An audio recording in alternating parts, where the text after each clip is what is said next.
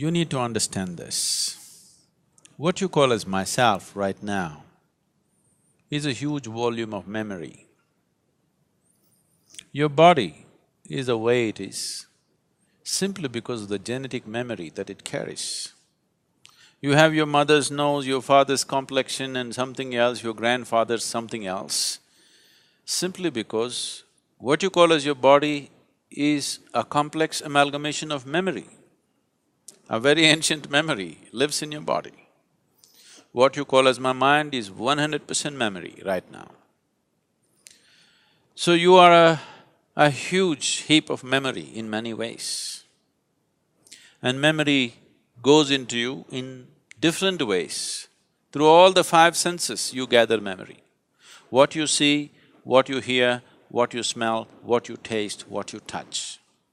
Of all these five different ways of gathering memory, what you see and what you touch are the deepest forms of memory.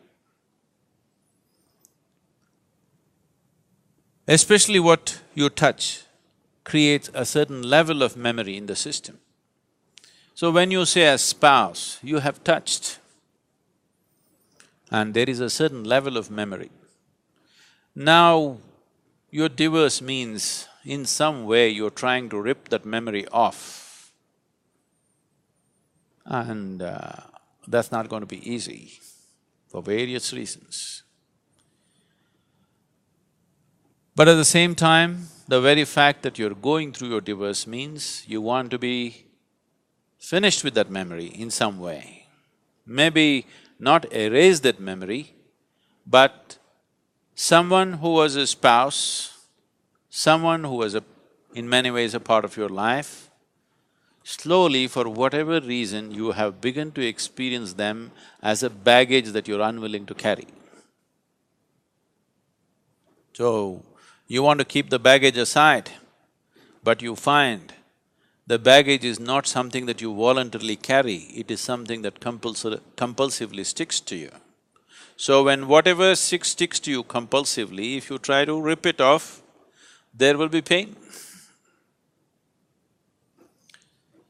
See if you can get rid of your mother from your system. You will see it's impossible. So similarly, memory has built up about your spouse, you can't just get rid of it just like that. If you do it, even mentally, psychologically, if you're equipped to do it, you will still see the whole system will go through a certain level of suffering invariably. Even if emotionally, psychologically you're in a balanced state that you can deal with it, the system will go through a certain process. You will see that especially when you are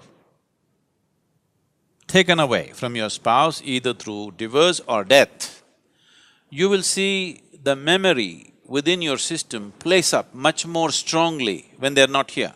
Particularly when death happens, you will see the memory of your spouse works in every cell in your body, if you have lived long enough together. It is not just an emotional and psychological process, it is a very physical process. So divorce is a voluntary death. You have decided to kill something that is a part of you in some way. It is because of this reason that having this understanding of the existence and the way the system functions, that they always told you, till death do you apart, you will not part. Because there is a physical memory about this, and the body doesn't have the balance of the mind. The mind can decide and turn around, but the body cannot turn around. The more memory you build into it, the more confused it becomes. So one type of memory, body handles it much better. Now that you've chosen to divorce for whatever reasons, which I don't want to delve into, if it could be avoided, that would be best. But for some reason, you have come to that situation where this has to happen. You need to understand this, that divorce essentially means you have chosen to kill something which is a part of you. because what you call as myself is just a certain volume of memory. Now, to how to conduct this gracefully. Most people think the best way to conduct a divorce is immediately jump into another relationship and another relationship of the same kind. No, you will cause much more struggle and turmoil within the system by doing that.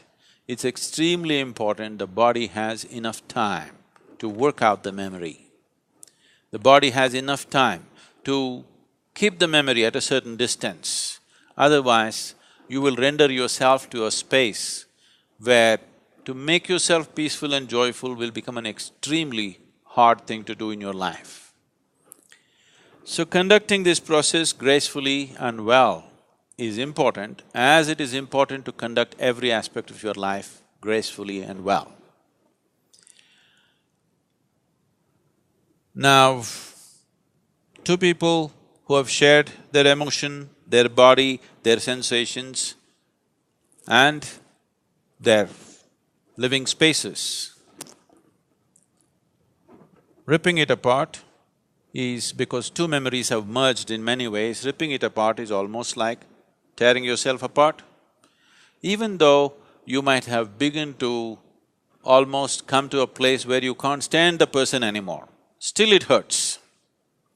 Simply because you are trying to rip out a memory which is you, because you are a bundle of memory. If one does the necessary spiritual sadhana, if one does sufficient inner work to establish these energies, which is yourself, you're only divorcing your spouse, you need not divorce yourself. But you need to understand this, you have already divorced yourself, you are quite divorced from your own self. Your existence has been nurtured by making a bond, a partnership or a bondage, depending upon how you conducted this, to make yourself feel whole in some way. Most partnerships of this nature are made because by yourself you would feel insufficient, incomplete, but that's not how life is. This is a complete life process by itself. It does not need any assistance from outside. So now that you come to such a situation, it is time to turn inward and see. It is time that you find the completeness of what this life is. It is time you discover that this being is a complete being. It does not need any external assistance to be the way it is.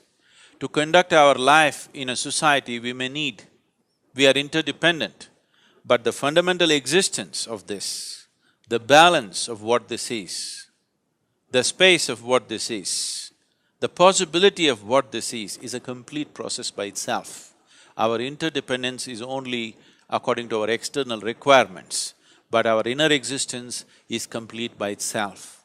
You are divorcing your spouse, which is bad enough.